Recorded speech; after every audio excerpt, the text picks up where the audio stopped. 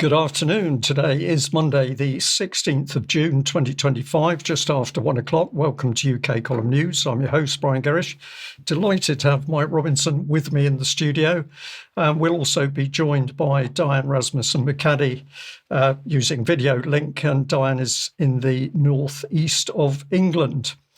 Well, for viewers that know UK Column and how we tackle the news, we often come in at a different direction. So whilst at the moment the world is looking at war and more war and carnage, of course, whether it's in Ukraine or it's in the Middle East, Israel, Gaza, and now, of course, with Iran, we are going to focus on something happening in UK. We think this is extremely important. It's to do with the grooming gangs. But before we get on to that, just a little bit of a summary of what we're going to cover overall, because we've got the grooming gangs and grooming as a whole. We're going to be having a look at what's been happening in Canada with Mark Carnage. We're going to be taking a little look at Israel and UK-Israel relationships. And we're also going to be looking at the new head of MI6 and a bit on censorship. So a packed news today. Let's get started with grooming gangs, and what better place to start than Rachel Reeves talking about the issue. All right. Last night, Prime Minister said that there would be a national inquiry into the grooming gang scandal. It's going to focus on the race of the perpetrators. When do you expect that to start? There will be the publication of the Casey review this week, and as the Prime Minister said yesterday, we want to get going with that as quickly as possible. Now, in the last year since we came to office, when we came to office, there were over 200 outstanding recommendations from the J review, which was a national inquiry which took 7 years. The previous government had not been implementing those. We've been cracking on and implementing those. Convictions are now at a record high, and the Prime Minister asked Louise Casey to do a rapid review to see what else we could do. As she has said, to make sure that these local inquiries that are up and running work properly, that we have a national inquiry alongside that, and we are accepting all of Louise Casey's recommendations, including that one. Prime Minister says he's read Louise's report from cover to cover, read every word of it, and that has apparently changed his mind. What is in her report that we did not know before that justifies a change of heart? Well, we'll see the report this week. I haven't yet had a copy of the report. Well, look, we'll see the report this week, but the Prime Minister is saying, even ahead of that he will accept all of her recommendations, including the need for a national inquiry to sit alongside those local inquiries that are already ready. But let me just say this, Trevor, because with local inquiries, they don't have the statutory powers, and we need to make sure that people are compelled to give evidence. And that's one of the reasons, because people are not coming forward to give that evidence. So a bit of stuttering and some buts, but relax, because we've had 7 years worth of inquiry. We're going to do more inquiries. Those inquiries are going to produce what? Not a lot, probably. But we've got it all in hand as a government, and you can relax. People aren't coming forward. Well, they're not coming forward because they've no confidence in the state. They've no confidence in the police. They've no confidence in social services. But apparently, Rachel Reeves doesn't really get what's happening in the country. Let's just change the focus from those grooming gangs to other abuse that's going on in UK. I happened to pick this article from the BBC, particularly offensive, and this is about a 15-year-old girl, child Q strip search at a school by officers in Hackney after her teachers wrongly suspected her of carrying cannabis.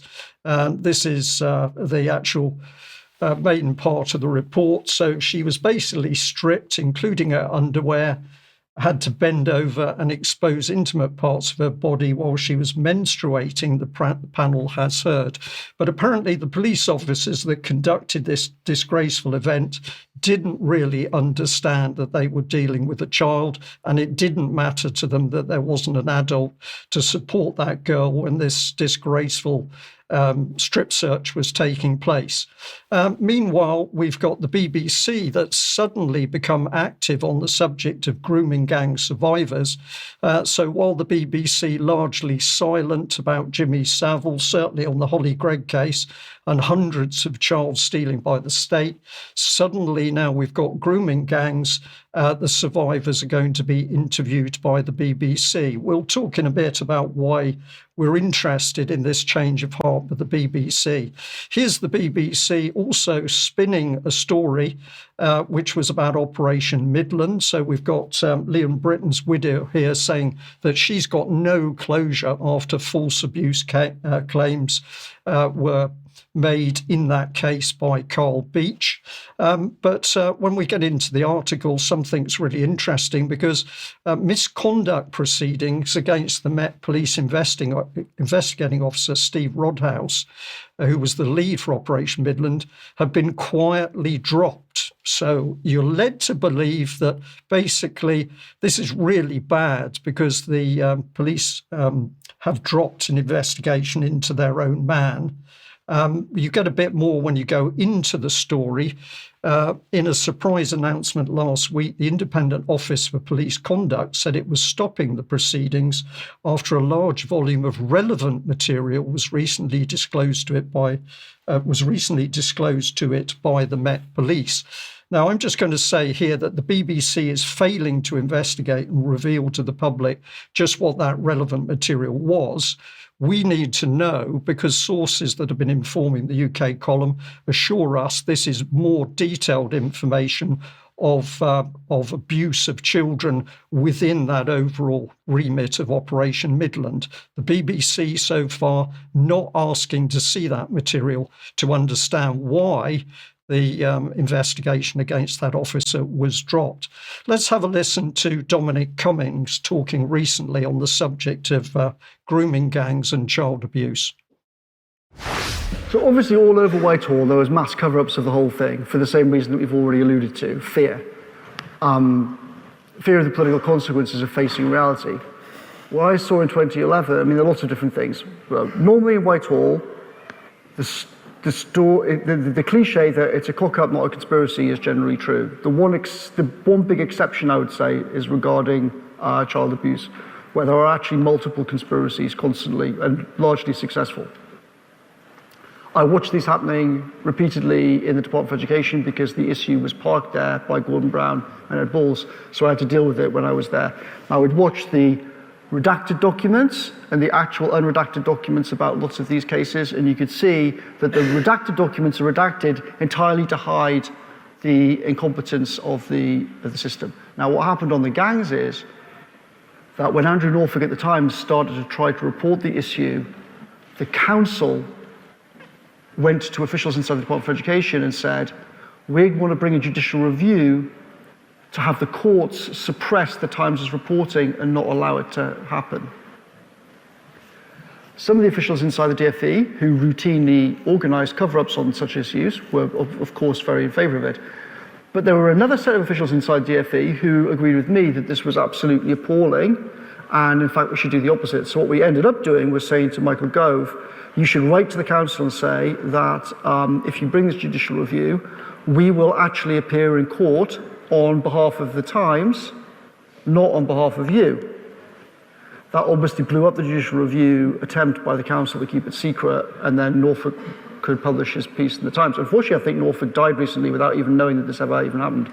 But that's just one small example of something which happened many, many times on this subject over a few decades in Whitehall, which is, of course, why the system is absolutely desperate not to have an inquiry. It's only bizarre if you believe the old ideas about how the system works. It's not bizarre once you realise that the people there are not operating on the incentives or with the values that you think they are. It's actually completely standard and completely normal and completely unsurprising. Okay.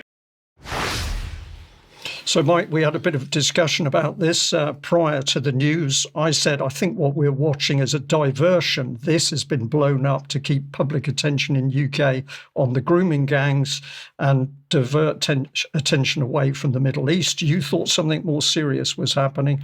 Well, I think this is a deliberate attempt to incite feeling within the country and to effectively bring people out onto the streets. Destabilisation. Destabilisation, yes. Absolutely. And I'm not talking I'm talking about the timing of it more than anything else. Indeed. Yeah. So a lot to be discussed on this. But is Cummings, does he really believe that it was all just cock up in Parliament? I don't think he's that naive. Let's have a look at this very short clip, which we've shown many times before, and see what it says about the political system as a whole. Anyone with any sense who was in trouble would come to the whips and tell them the truth and say, no, I'm in a jam, can you help? It might be debt, it might be a scandal involving small boys, or any kind of scandal which a member seemed likely to be mixed up in. They'd come and ask if we could help. And if we could, we did. And we would do everything we can, because we would store up brownie points. That sounds a pretty nasty reason, but it's one of the reasons. Is if we can get a chap out of trouble, then he'll do as we ask forevermore. So here's the reality: blackmailing MPs, covering up the abuse of children so they would do as the politicians wanted evermore. This is the reality. Grooming gangs is a minor subset, but I totally agree, Mike. This is about destabilising the country. So strife overseas, strife in UK. And just to clarify that, we need to very strongly make the point that when Brian says this is a minor subset, he is talking about in terms of the scale of the event. Obviously, for the people involved in the grooming gangs issue itself, it is absolutely a major, and we're not attempting to downplay that in any way. It is. Absolutely. We're talking about it within the context of the overall abuse system, and it's been going on for generations. Yeah, thank you for that clarification, Mike. Absolutely right. Diane, let's bring you in because, of course, while child abuse is covered up here in England, south of the border, north of the border, we have Fornethy case that UK column has been reporting. Hundreds, thousands possibly of women abused over a great many years. And what can you tell us about reactions by the Scottish Parliament? Oh, yeah. Thanks, Brian. And hello, Mike. It's great to be here today. I just wanted to basically cover this story today in particular because it goes along with this overall story that we're covering around inquiries and child abuse and cover-ups.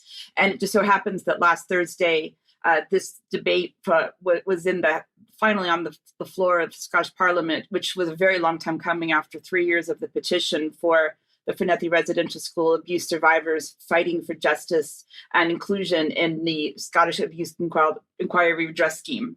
So since 2022, we've been fighting this. UK column has been covering this for a number of years. They've been denied justice according to the redress scheme because they don't meet the criteria, because they weren't abused for long enough, meaning that they were only abused for 6 weeks at a time, or that possibly because they were calling it a holiday camp or a convalescent camp or something like that, and none of that was true. So let's start by watching a few video clips here. Colin Smith was the person in Parliament who raised this but for his constituent, and he called this justice for the Fornethy survivors. So here's a clip from his opening remarks. There's another one before the committee, petition PA 1979, but once again the government dismiss it. Dismiss its call for an independent national whistleblowing office for children and education services. Dismiss its call for independent investigations into unresolved allegations. Dismiss its call to close gaps in the child abuse inquiry. Whistleblowers ignored, victims ignored, public bodies protected. That's the reality of child protection in Scotland today. Presiding Officer, the tragic human cost of child abuse is incalculable. The lost childhoods, the lasting trauma. As a society, nothing should be more important than safeguarding our children. But for Fornethy, countless other failures by the state expose the brutal truth. We are failing victims again and again, every single day. And another person who did an excellent job of covering what was going on was Fergus Ewing, MSP, who is on the petitions committee, and he has been part of the petitions committee, which they have been in unanimous agreement for over a year now that this needed to go further. So this is quite a powerful clip from Fergus Ewing. That this is a palpable, egregious, serious injustice caused to the most innocent girls in the country over a sustained period of over 30 years, for several weeks at a time, has still not been redressed by either the Glasgow Corporation or the Scottish Government. Now, I think the Scottish Government must take the lead. We must accept the responsibility to do that. How it is done is a mere detail. If it requires legislative reform, that must be done.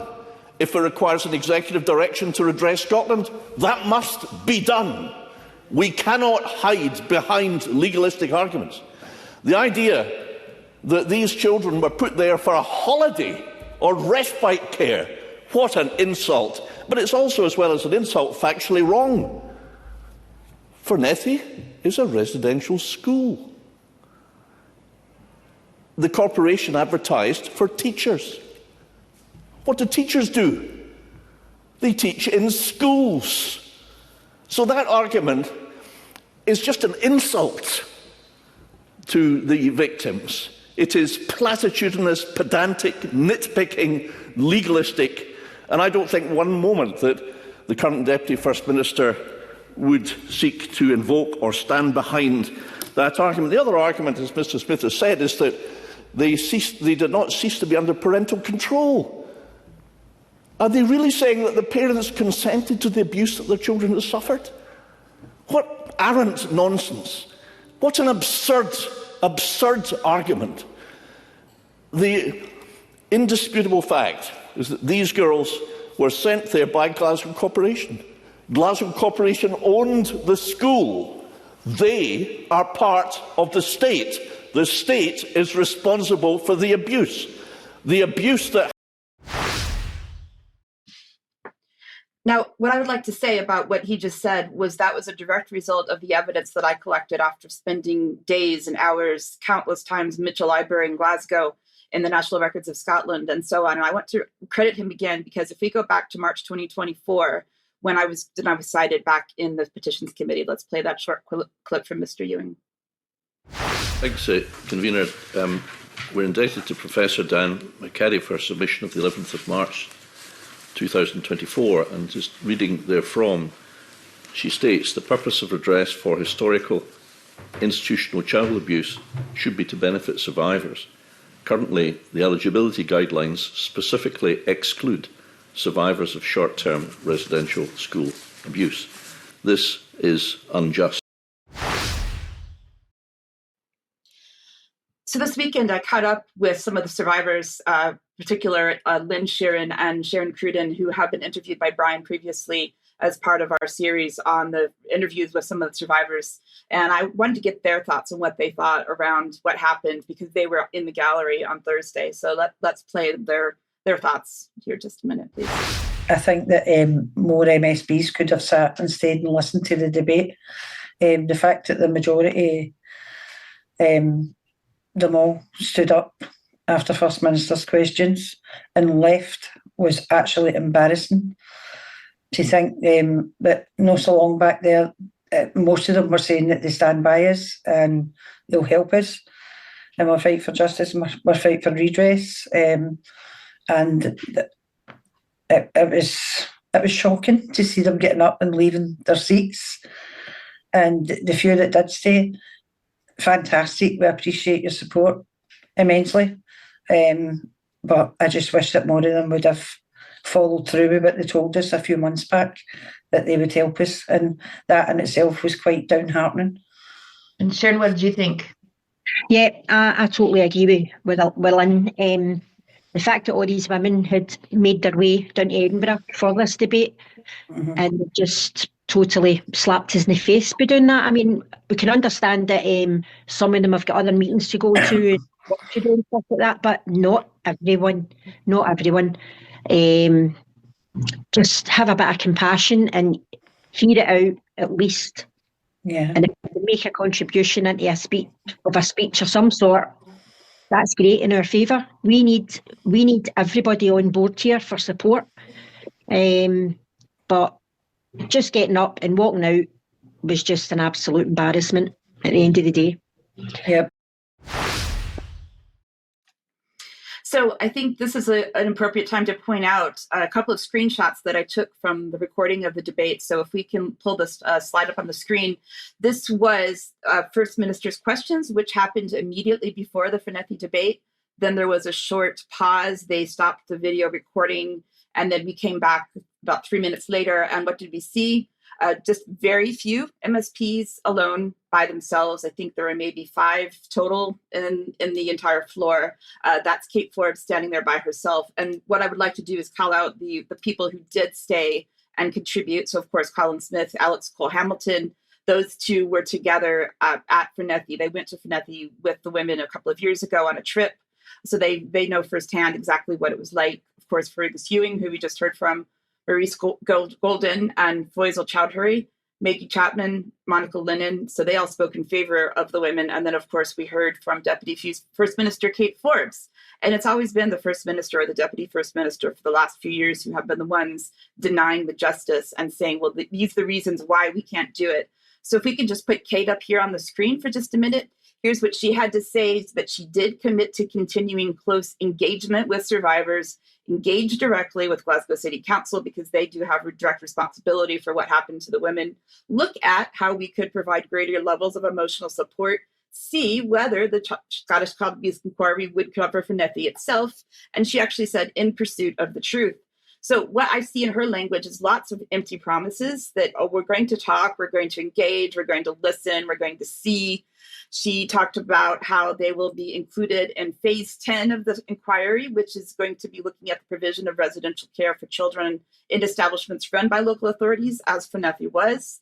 And what's very disappointing as well is that not only were they not remaining in the chamber for the debate, but we also saw very little press coverage of it.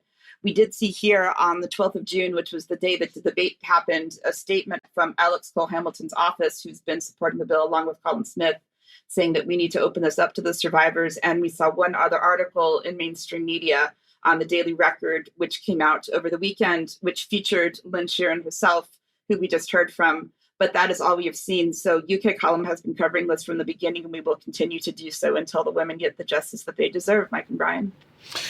Diane, just one final question. If we could, how many women does this affect for anybody that hasn't been following this story? Well, the school was open between 1960 and 1991. The women were there for 6 weeks at a time, and some of them went more than once. So we could potentially calculate thousands and thousands of women that were affected. And we've had maybe stories from about 200 women who are been in the survivor group, but we know that there's many, many more. And so the campaign has involved getting women to speak out if they were there and maybe not even aware that this is going on because of the cover-up, because of the fact that it's not being provided anywhere except by us. And we will continue to do so. So we need everyone to spread the word to get more Glaswegian women who were abused at Fornethy to come forward.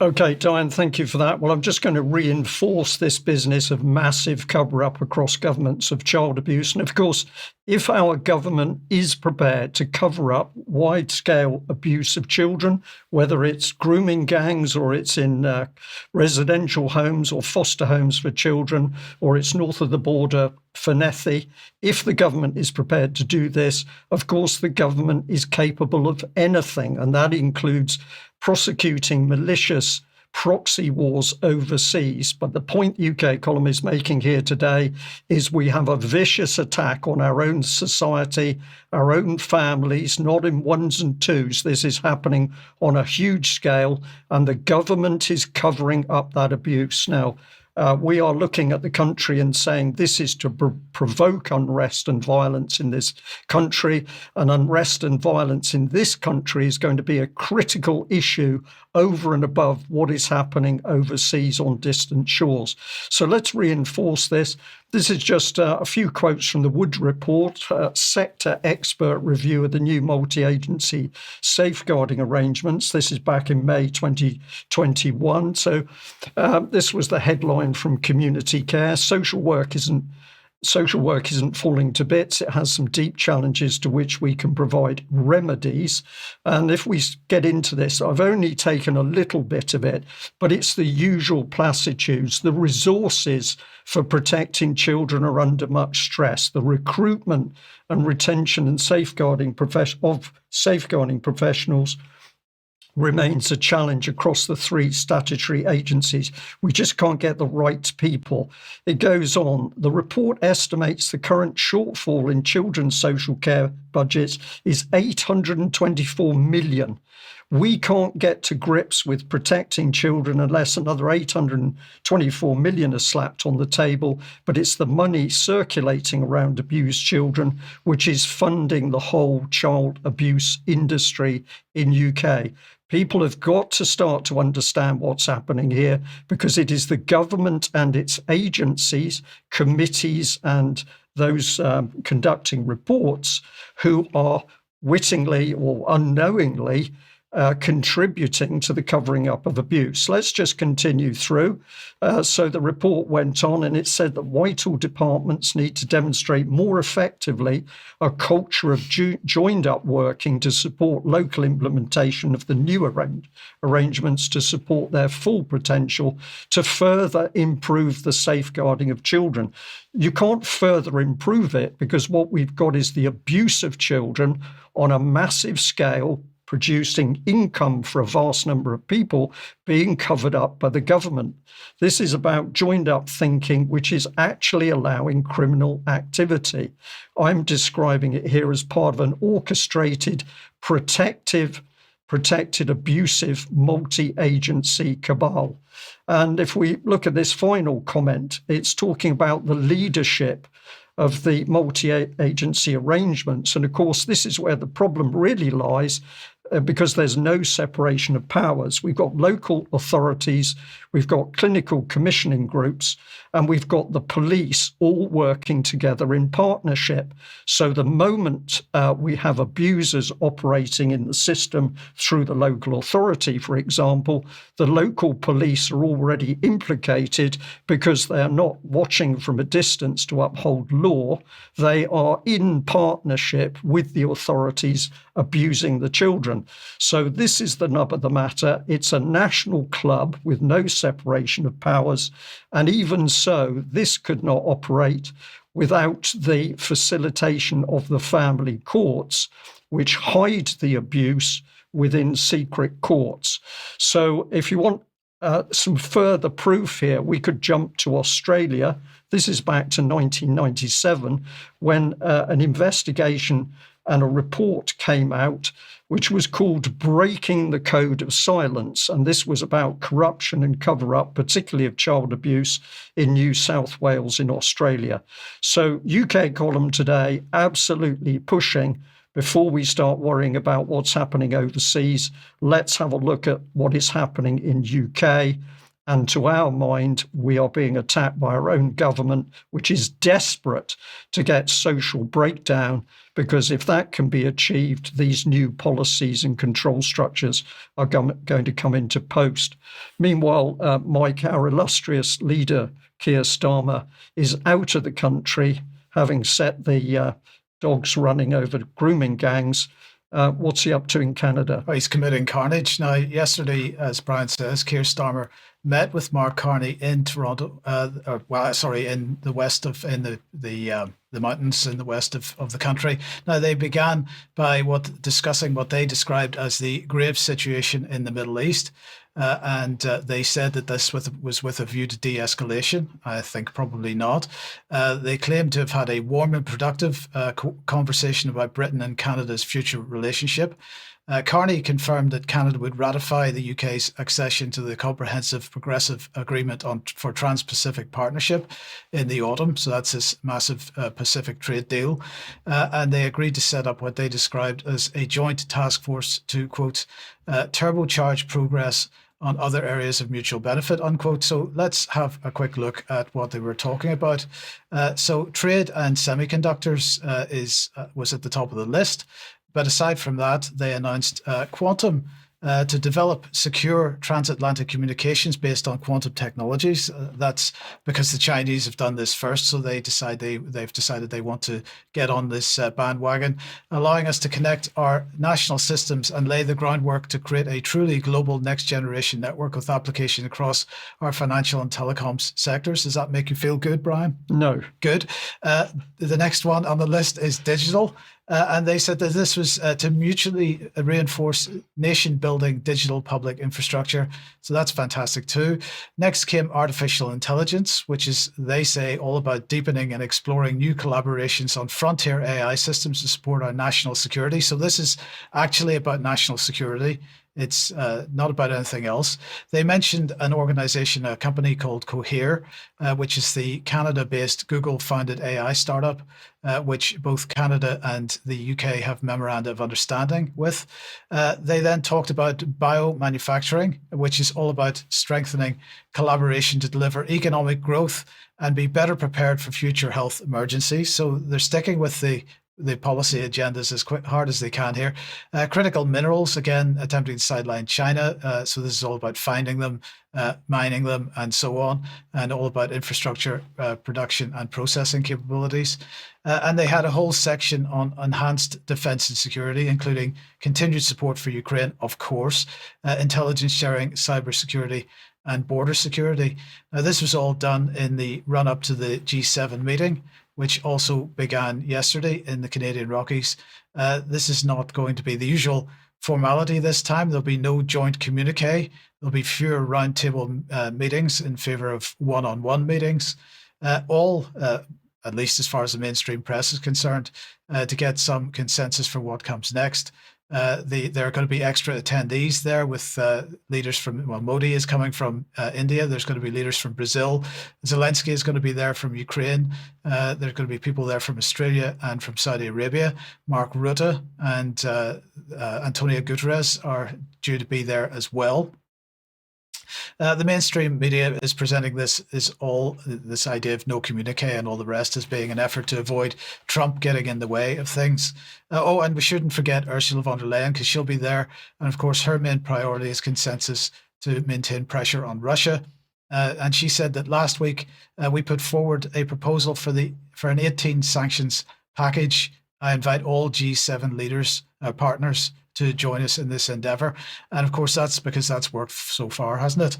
Now, the summit was supposed to be about protecting our communities and the world, building energy security and accelerating the digital transition, and securing the partnerships of the future. Well, that's all been abandoned in favour of this war, of course. So, as I say, Zelensky making a celebrity appearance. As I mentioned, war with Trump over tariffs and also war with Iran. Now, while we mention Iran, the Starmer regime decided to send more aircraft to the Middle East to support Israel. Starmer has said that he sent Typhoons and air-to-air refuelers, quotes, for contingency support across the region. Does that sound likely to you? No. No. I mean, there's not much more to say, is there? Because it's much more than contingency support. But anyway, I'm going to say thanks to Patrick for sending this over to me. We've got a short video clip of former British diplomat Karen Ross, who made a statement on this. Now, if you don't know who he was, he resigned from the Foreign Office after the Iraq War. But let's have a listen to what he said about this deployment to the Middle East from Starmer. Hi, I'm Karen Ross. I was head of Middle East policy at the UK mission to the UN. I was also head of the Israel-Palestine desk in the British Foreign Office. Keir Starmer has just decided to send British military assets to the Middle East, presumably to join the Israel-Iran conflict on Israel's side. Couple of things about this. First of all, Israel's attack on Iran was illegal under international law. It is not legal under the UN Charter to attack other countries unless you yourself have been attacked, i.e. self-defense, and Israel was not attacked. Secondly, to join a conflict, i.e. expand the number of countries who are part of that conflict, is of course escalatory. Starmer has repeatedly said he wants to de-escalate the conflict. Actions speak louder than words. Britain is contributing to the escalation of the Iran-Israel conflict. Thirdly, of course, we shouldn't forget Gaza. The UK government, under Starmer, is complicit in Israel's commission of war crimes in Gaza, and perhaps even genocide by the deliberate starvation of the Palestinian population. There should be a public inquiry into this complicity. Now, the only thing that I might challenge him on there is the idea of a public inquiry, because as we're making the point today, these things have a tendency to be there in order to cover up more than anything else. But I don't know if you've got any thoughts on what he said. Well, I think it's obvious. Something that I saw at the end of last week was that one of the key spokesmen for Labour Friends of Israel was actually saying that Netanyahu's position was untenable and he should be removed. So I think there is dissent in the Labour Party, but of course Keir Starmer has installed himself as a dictator, really, Mike, which is the key part of the problem.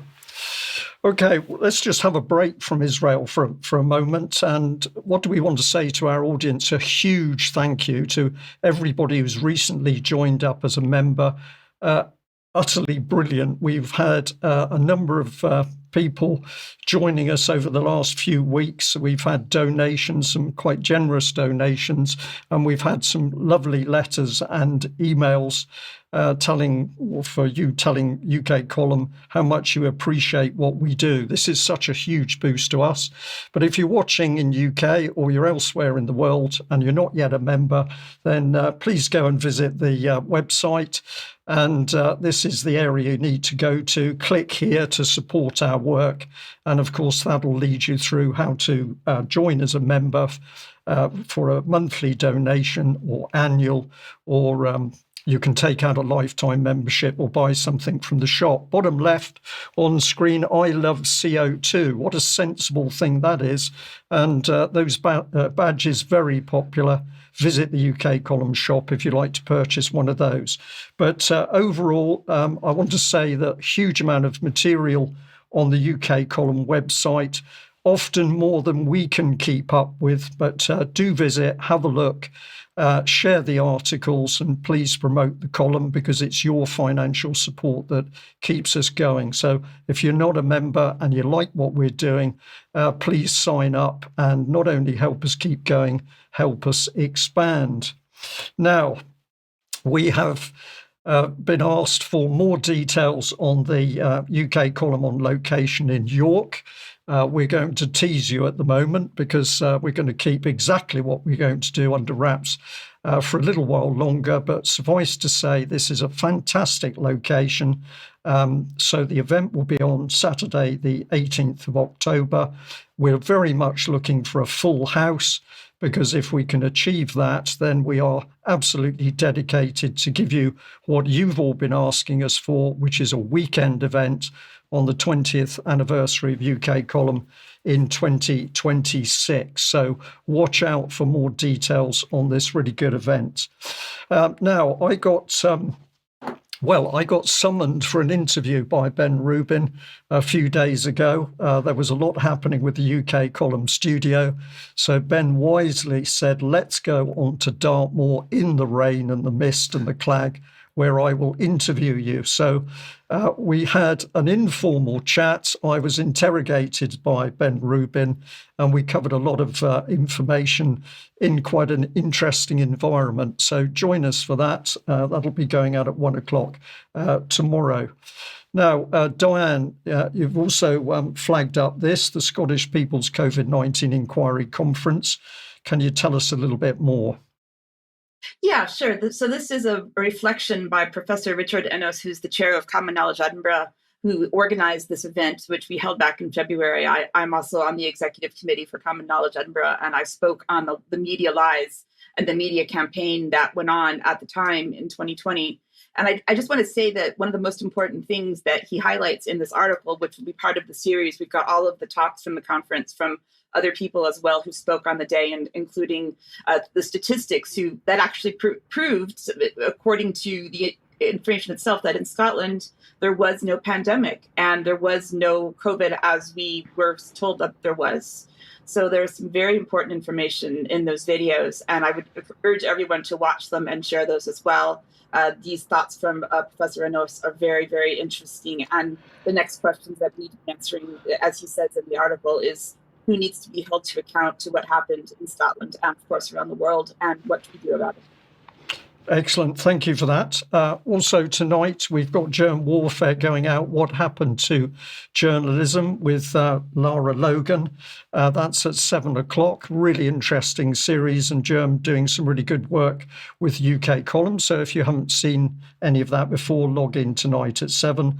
And also we want to remind people that June 26th to the 29th is the Sounds Beautiful Festival in Wimborne, Dorset, and we will see you there. More details on that in the coming days. Now, where do we want to go now? Well, let's reconvene with the subject of Israel. So we have, Rachel Reeves talking about UK's involvement in this whole disastrous affair. Let's listen to what she had to say. Well, exactly. But as a point of principle, and I understand you don't want to talk about anything operational, we can't predict what's going to happen in the future. But as a point of principle, we are allies to the Israelis, and there could be a situation here where we are asked to deploy assets in their support, and we would have to consider that, wouldn't we? Well, what we've done in the past, as you know, Trevor, is help protect Israel from incoming strikes, so a defensive activity. So I'm just simply saying... I'm not going to rule anything out at this stage, Trevor. It's a fast-moving situation, a very volatile situation, but we don't want to see escalation. We want to see de-escalation because it's a very volatile part of the world. And of course, what happens in the Middle East, as we know, often has repercussions around the world. We've already seen in the last few days, for example, oil and gas prices begin to go up. That has consequences for people here in the UK. And so we do have an interest in de-escalation in the region, and that is what we are urging. But just one final thing on the issue of Iran and Israel. The Israelis have made it pretty clear that part of what they want is regime change in Tehran. Do we support that? Well, I've got no time for the Iranian regime, for the repression of their own people.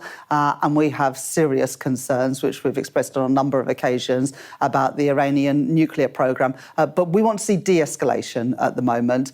We are not trying to ramp up the rhetoric. We are very concerned about the developments in the Middle East because of the implications here at home, but also the implications for the Middle East. Just an incredible interview overall because of the things that she didn't say, the weasel wording. So we've been providing intelligence material to Israel, which has clearly allowed Israel to conduct its aggressive attacks on Iran. She's trying to sell that as defensive. We're apparently putting jet aircraft out in the Middle East in order to, quote, protect our people. I'm not sure how that works. So, Mike, it's truly obscene what the British politicians are doing at the moment, because they're helping to foment these wars overseas and then holding up their hands. It was nothing to do with us. But she did admit what the UK government is really after, and that is regime change in Iran. We don't like the government of Iran, therefore they need to be removed. But of course, many countries in the world say we don't like the government of UK, we'd rather they were removed. But we can't have that stance because, of course, it's only the British government and the Western governments which are right. The hypocrisy, Mike, is breathtaking. Absolutely off the charts. Off the chart. And I'd like just to remind us, our audience, the UK column for for a very long time, this goes back to 2011, was warning about David Cameron's personal stance on Israel. He was to be quoted saying that basically his allegiance to Israel was unshakable, and we pointed out that meant automatically that UK came second, and I believe that that is actually absolutely the case. But of course, he didn't just talk the language, he went and walked the walk. Let's have a listen to have a look at this little clip from Middle East Eye that was talking about what Cameron's been up to. But while the US and Israel have long rejected the International Court's authority and are not signatories of the Rome Statute, the UK is, and is bound by the court's decision to arrest the Israeli leaders. Yet, according to former staff working at the ICC prosecutor's office, David Cameron warned Karim Khan that the UK would withdraw from the ICC and defund the court if it was forced to make that decision. In a heated phone call, Cameron reportedly told Khan that going ahead with the arrest warrants would be like dropping a hydrogen bomb, and that it would make the ICC look like it was losing the plot. Khan responded to Cameron's threats of withdrawing from the Rome Statute, saying that if it were to occur, then it would have to accept that the rules-based system would be dead. Cameron replied, saying that Khan was making a huge mistake and that the world was not ready for this. A month later, Karim Khan went ahead with the charges, indicating that then unknown figures had attempted to intimidate him and his team. And we just add to that, of course, the US has actually taken out sanctions against him and other members of the International Court in order to bully and threaten them into silence. So who is our government working for? Is it the population of UK, or is it an overseas power that at the moment is demonstrating it can be particularly aggressive? Should we be looking to our intelligence services to help calm down the situation? Oh, absolutely. Let's just look at where we are with that. So Keir Starmer announced yesterday that Blaise Metreweli, CMG, is going to be the first ever female chief of the Security Intelligence Service. She becomes the 18th chief of the organization's in the organization's history, and of course known as C. So she has operational responsibility, or she will have very shortly, for MI6, and is the only publicly named member of that organization. Now, she will supposedly be accountable to the Foreign Secretary. She's currently Director General of Q Branch, responsible for technology and innovation in MI6, and has previously held a director level role in MI5. And she succeeds the Bilderberg attendee, Sir Richard Moore, who leaves the service towards the autumn. So what do we know about her? Let's see. She's a 47-year-old. She's a career intelligence officer who joined the Secret Intelligence Service in 1999. She served as Second Secretary Political in Basra in 2004, which puts her right in the heart of the Blair regime, and of course linked therefore to the Iraq War. And then last January, she was an attendee at this event at the Ditchley Foundation on transforming democracy, all about how so-called democratic states can best use AI and thrive. She's listed in the conference summary as Director General Tech and Innovation at the Foreign, Commonwealth and Development Office, interestingly enough, because of course they didn't want to identify her as MI6 at that time. Now, you can watch last Friday's news programme for a report by Mark Anderson on the Ditchley Foundation. So she was made Companion of the Order of St. Michael and St. George last year. So let's just have a quick look at what she said when she was given this job. Here she is. I am proud and honoured to be asked to lead my service. MI6 plays a vital role with MI5 and GCHQ in keeping the British people safe and promoting UK interests overseas. Which of those two do you think is the highest priority? I would suspect, Mike, it's UK interests overseas overwhelmingly. Yes. But this narrative about keeping people safe keeps coming back, of course. She went on to say, I look forward to continuing that work alongside the brave officers and agents of MI6 and our many international partners. I mean, what are your thoughts on this? Well, our international partners, I'm going to say straight away, includes Israel right the way across the intelligence field. We're embedded with Israel and have been since Francis Maud, Conservative MP, announced this to the nation. We're in partnership with Israel. We are an ally of Israel, never debated in the House as far as I know, and she's going to work presumably to promote Israel's interests.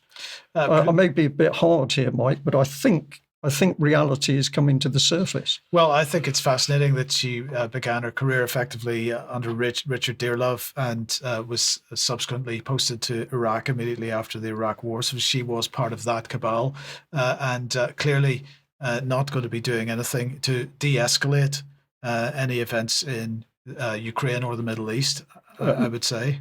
No, because British interests lie in destabilising these areas and regime change so that the natural assets can be raped. That is the meat of it. And Theresa May, of course, several years ago was obviously talking about a sort of Operation Barbarossa 2025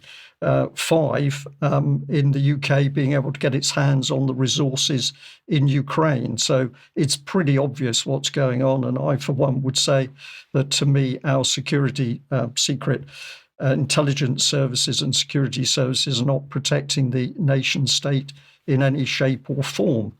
She has got nice hair, though. Okay. Let's move on with that comment. Well, we better. Well, of course, alongside with a state dictatorship comes censorship. So, Diane, you've been absolutely taking the lid off how censorship is working across the country, and also, of course, how the library and the educational system is being used to groom particularly children and young people. What have you got for us? Yeah, thanks, Brian. So last week I was in Buckingham at the University of Buckingham doing a talk that I was invited to present by Professor Dennis Hayes, who is the Director of Academics for Academic Freedom, and I've interviewed him previously on UK Column. This was called In Defense of Libraries, and I added the subtitle, They're Burning Books Again, because they actually are. And I just wanted to thank everyone who came out to see my talk. We had a mix of friends of the University of Buckingham, as well as members of UK Column, and in some cases, some drove as far as 80 miles away to come see me. So what's actually happening here is what I realized is hypocrisy, and this came out of some of the discussion that happened as a result of UK Column members asking me questions after the end of my talk.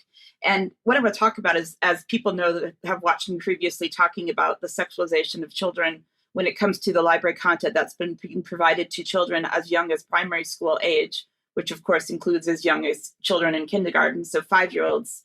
One thing that's important to note is that no books are actually censored or banned in the UK or in America, but the librarians both in the UK and in America under the American Library Association, as well as here the Chartered Institute of Library and Information Professionals, which sort of booted me out of my profession originally, they are basically saying that we have to put this in front of children because it's inclusive, it's diverse, and so they need to see these things. So just as a reminder, here's a couple of examples. We have, for example, In My Daddy's Belly. This was a book that says it's the story of a transgender dad giving birth, obviously meant for young children. So how confusing is that going to be? Another really shocking example is there's basically a glossary in a book that's called This Book is Gay. And you can look at this glossary yourself and you can see that, at least for me, there are words that were defined that I've never even heard of myself. And this has also been found in primary schools in the libraries throughout the West. If parents want to do this for their children, that's fine. But the issue is that the state is putting it in front of their children without the knowledge of the parents, because the parents aren't being told what they're being provided in school. This, as we know from work done by Hugh McCarthy, which has been published on UK Column in recent times, this is actually happening according to guidance provided by globalist organizations such as the UN and the World Health Organization, which states that children are sexual beings from birth and therefore should be exposed to this content. On the other hand, university and national libraries are actually censoring, and they call it decolonizing. But actually what it means is that they are destroying library collections and catalogs. So I have just a short clip here from the University of Leeds Library, just as an example of how they define decolonization in the library. A question that's often asked is, What does it mean to decolonize the library? So here's a video to explain what that means. First, let's start with the definition. To decolonize something is to identify, challenge, and revise or replace assumptions, ideas, values, and practices that reflect a colonizer's dominating influence, and especially a Eurocentric dominating influence.